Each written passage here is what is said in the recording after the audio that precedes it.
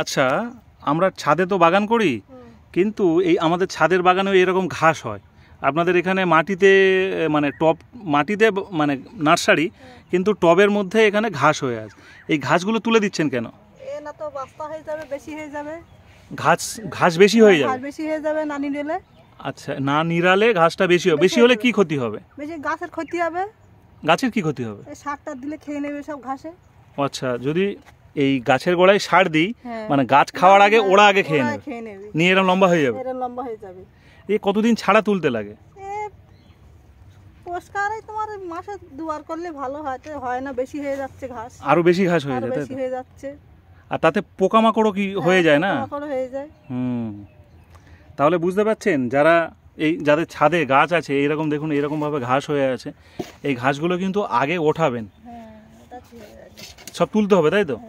এগুলো কি অনেকে আছে ঘাস মারা বীজ দেয়, সেগুলো দিলে কি ক্ষতি হবে? দিলে গাছের ক্ষতি হবে, গাছটা মরে যাবে, তাই তো? মরে যাবে, দিলে ভালো হয়, সারটা দিয়ে দিলে। আচ্ছা, দেখি কিভাবে কি করছেন, দেখি এখানে দেখান।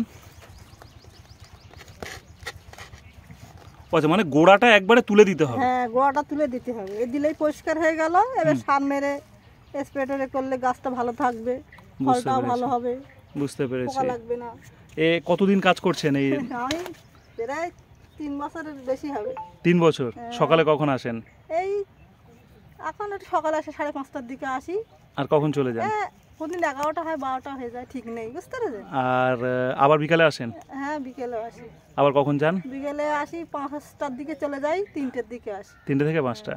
আচ্ছা, যাই হোক, খুব সুন্দর। দেখছেন লাইন দিয়ে সব ঘাস, এই সবই কাজ হচ্ছে।